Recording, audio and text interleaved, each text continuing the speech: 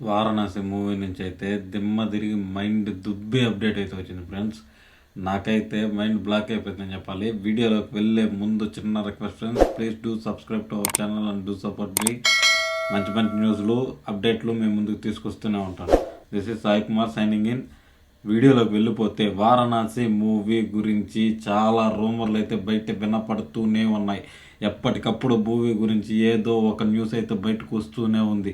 కాకపోతే మొన్న వారణాసిలో ఒక హోర్డింగ్ పెట్టారనేసి అయితే భయంకరమైన న్యూస్లు వచ్చాయి. ఇంకా బాలీవుడ్ సినీ వర్గాలు కానీ, ఇంకా ప్రొడక్షన్ హౌస్లు కానీ, ఇంకా డిస్ట్రిబ్యూటర్లు కానీ, వీళ్ళందరూ కూడా వాళ్ళ అఫీషియల్ వెబ్సైట్లలో కానీ, ఇంకా దీంట్లో ట్విట్టర్లో కానీ, అఫీషియల్ అకౌంట్స్లో కానీ దాన్ని పోస్ట్ చేస్తూ నెక్స్ట్ ఇయర్ 2027 ఏప్రిల్ 7th అయితే మూవీ రిలీజ్ అవబోతున్నది అనేసి ఆ పోస్టర్ పెట్టి అప్లోడ్ చేస్తూ ఉన్నారు. కాకపోతే నేనైతే దీన్ని నమ్మలేదు. ఎందుకంటే మొన్న ఒక సలార్ది ఇదే విధంగా ఒక ఫ్యాన్ క్రియేట్ చేసి అప్డేట్ వస్తుంది షూటింగ్ జరుగుతుంది అది ఇది అనేసి అయితే సోషల్ మీడియాని హల్చల్ చేశారు కదా. అదే విధంగా ఇది కూడా ఒక ఫ్యాన్ ఏదన్నా చేశారా, లేదంటే ఒక ఎవరన్నా ప్రొడక్షన్ హౌస్ వాళ్ళు కానీ ఏమన్నా చేశారా, మూవీ మరీ ఇంత త్వరగా రాదే. మన రాజమౌళి గారు నుంచి ఆయనకు ఉన్నటువంటి డెడికేషన్తో, ఆయనకు ఉన్నటువంటి పర్ఫెక్షనిజంతో ఈ మూవీ అయితే ఇంత త్వరగా రాదనేసి అయితే నాకు గట్టిగా ఫీలింగ్ అయితే ఉన్నింది ఫ్రెండ్స్. కాకపోతే ఇప్పుడు అఫీషియల్గా రాజమౌళి గారు ఇంకా మన మహేష్ బాబు గారు వాళ్ళ అకౌంట్లోనే మన ట్విట్టర్లో అయితే ట్వీట్ చేశారు. 2027 ఏప్రిల్ 7th అయితే ఈ మూవీ ఖచ్చితంగా రిలీజ్ అవుతున్నది అనేసి. నాకు తెలిసి రాజమౌళి గారు అనుకున్న డేట్కి రిలీజ్ చేస్తారా చేయరా అని మీకు డౌట్ ఉండొచ్చేమో, కానీ నాకైతే పక్కా డౌట్ ఉంది. ఎందుకు అంత డౌట్ అంటే, ఫస్ట్ బాహుబలి అనేది స్టార్ట్ చేసుకుందాం. బాహుబలి 2 years అన్నారు, 5 years అయింది. బాహుబలి 2కి మళ్ళీ ఒక 3 years, మళ్ళీ RRR మధ్యలో కరోనా వచ్చింది అనుకోండి, అయినా కూడా మ్యాక్సిమం 2 years చేస్తూ ఉన్నారు. దానికి ఒక 3 years 4 years పట్టింది. ఈ విధంగా ఆయన అనుకున్న సినిమా ఏది టైంకి ఆయన డెలివరీ చేయలేకపోయినారు. కానీ ఇండియన్ సినిమా గర్వించదగ్గ సినిమాలు అయితే ఆయన తీశారు. ఇండియన్ సినిమా గర్వించదగ్గ రేంజ్లో ఎత్తుకొని పోయి కూర్చోబెట్టింది వన్ అండ్ ఓన్లీ రాజమౌళి.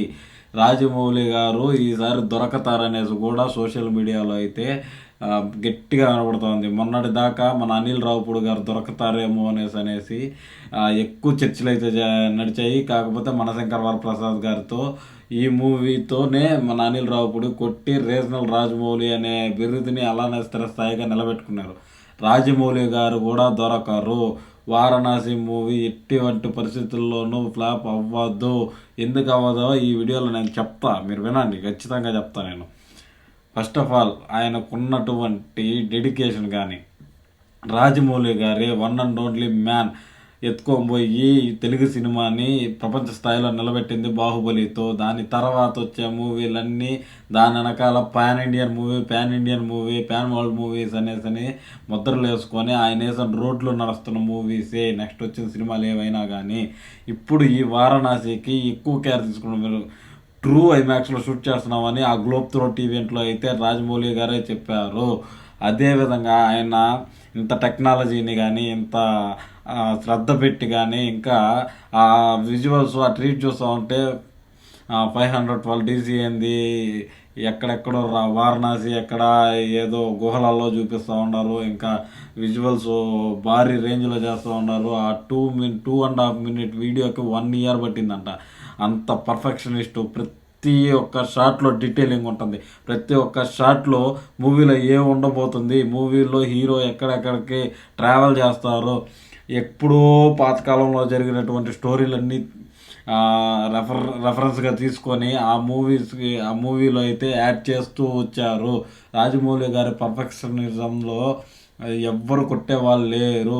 ఇంకా ఆయనకున్న విజువల్ ఎఫెక్ట్స్ గ్రిప్పులో కూడా అంత ఇదిగా ఉంటారు. ఎందుకంటే మనము RRR మూవీలో ఎన్టీఆర్ గారి ఇంట్రడక్షన్ సీన్ చూస్తే గూస్ బంప్స్ రాని వాడెవడన్నా ఉన్నాడా? ఉంటే ఖచ్చితంగా నాకు కింద కామెంట్ సెక్షన్లో కామెంట్ చెయ్యి. గూస్ బంప్స్ రానివాడు ఎవడన్నా ఉన్నాడా? ఆ ఇంట్రడక్షన్ సీన్లో కనపడిన పులి అసలు నిజమైన పులి కాదంట. మీరు ఇప్పుడు కూడా ఆ వీడియోని పెట్టుకొని మళ్ళీ రివైండ్ చేసి చూడండి. ఆ పులి మీద ఉన్న ఎంట్రుక కూడా కదులుతూ ఉంటుంది. అంత పర్ఫెక్షనిస్ట్ ఆయన అయితే రాజమౌళి గారు. అది దగ్గరుండి కూర్చొని విఎఫ్ఎక్స్ టీంతో కానీ ఇంకా గ్రాఫిక్స్ టీంతో కానీ కూర్చొని తీసుకునే అంత పర్ఫెక్షనిస్ట్గా ఉంటాడు ఆయన. దానికి షూటింగ్ కూడా అంత రేంజ్లో అయితే చేశారంట. లైట్లు పెట్టి ఏదో ఆయన ఇంటర్వ్యూలో చెప్పాడు. మీరు ఆ పాత ఇంటర్వ్యూలు కావాలంటే వెళ్ళి చెక్ చేసుకోండి.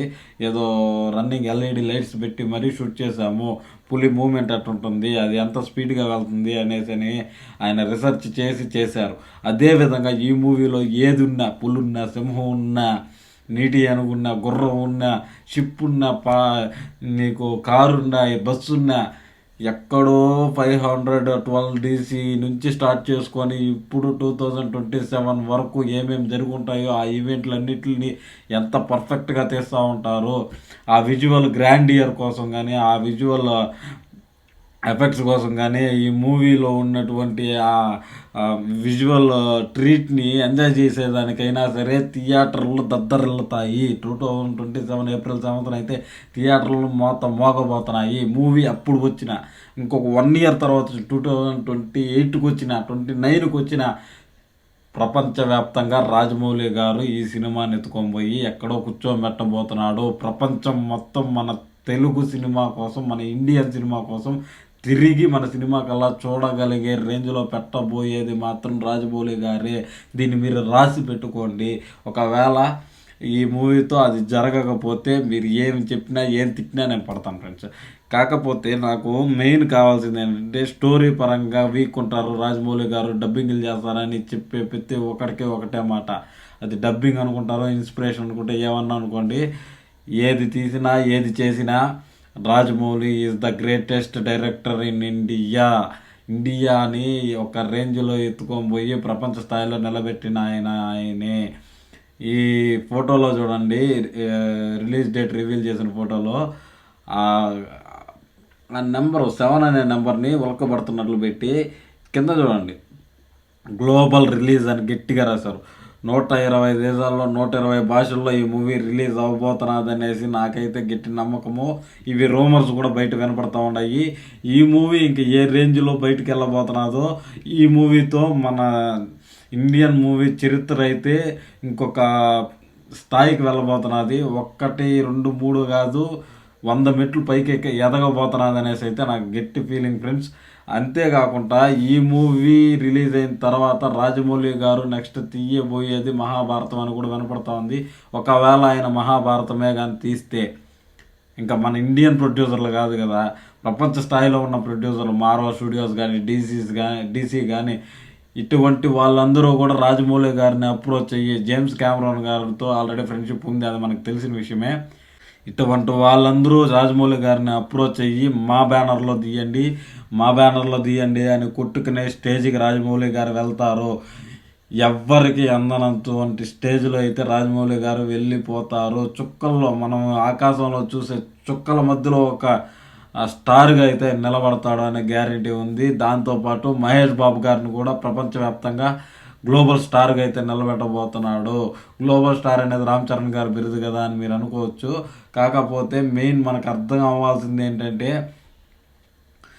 గ్లోబల్ రిలీజ్ చేస్తూ ఉండే సినిమా ఈ వారణాసి మూవీ. మన మహేష్ బాబు గారు ఒకేసారి ప్రపంచవ్యాప్తంగా ఫేమస్ అవబోతున్న మూవీ ఇదే.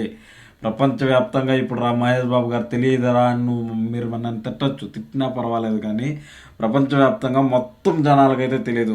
ప్రతి ఒక్క మూవీ లవర్కి, ప్రతి ఒక్క మూవీ ఎంతూజియాస్ట్కి ఈ మూవీతో మహేష్ బాబు గారు అయితే ఒక సిల్వర్ స్క్రీన్ మీద ఒక గోల్డ్ ప్లే బటన్ లాగా అయితే కనబడబోతున్నాడు అనేసి నా గట్టి ఫీలింగ్ ఫ్రెండ్స్.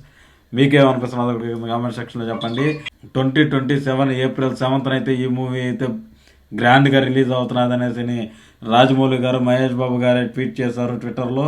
అయితే ఇప్పుడు ఈ డేట్కి వచ్చినా రాకపోయినా మీరైతే కళ్ళు మూసుకొని మూవీకి వెళ్ళిపోండి. ఎంతమంది ఎన్ని వాగినా రాజమౌళి గారి హ్యాటర్స్ ఉంటారు, చాలామంది ఉంటారు. ఒకప్పట్లో రాజమౌళి గారు దొరుకుతారు అనుకున్న వాళ్ళందరూ, హేట్ చేసే వాళ్ళందరూ ఈ మూవీ బాహుబలిని కూడా సరే ఫ్లాప్ అని చెప్పారు. కాకపోతే అది చరిత్ర సృష్టించి చరిత్రను తిరగరాసి హిట్గా నిలబడింది. అదేవిధంగా ఈ మూవీకి కూడా చాలామంది మొరగతూ ఉంటారు. వాళ్ళందరినీ పట్టించుకొని మేము మూవీకి వెళ్ళము, మేము ఓటీటీలో చూసుకుంటామంటే మీరేం మిస్ అవుతారో ఒక మూవీ లవర్గా ఉండి మీరే ఆలోచించుకోండి. మూవీ రిలీజ్ అయిందా 2027 ఏప్రిల్ 7th అయినా కానీ, 2028 మార్చ్ అయినా కానీ, 2029 డిసెంబర్ అయినా కూడా సరే రిలీజ్ అయిందా, కళ్ళు మూసుకొని థియేటర్కి వెళ్ళిపోండి. థియేటర్లో ఎక్స్పీరియన్స్ చేయండి. ఖచ్చితంగా మూవీ అయితే మిమ్మల్ని డిసప్పాయింట్ చేయదు. ఆ విజువల్స్ చూసేస్తేనే వచ్చేయచ్చు. మీరు స్టోరీతో మీకు సంబంధం లేకపోయినా, మీకు నచ్చకపోయినా విజువల్స్ అలాంటి వాటి మీద రాజమౌళి గారి గ్రిప్ భయంకరంగా ఉంటుంది. ఇంకా ఈ మూవీ అయితే మనల్ని ప్రపంచ స్థాయిలో నిలబెట్టబోతున్నది అనేసి నా గట్టి ఫీలింగ్. ఫ్రెండ్స్, మీకేమనిపిస్తుంది కూడా కింద కామెంట్ సెక్షన్ వెళ్ళే ముందు ఛానల్ సబ్స్క్రైబ్ చేసుకునే ఇలాంటి న్యూస్లు అప్డేట్లు మీ ముందుకు తీసుకొస్తూనే ఉంటాను. This is Sai Kumar signing off my friends. By by now. జై హింద్.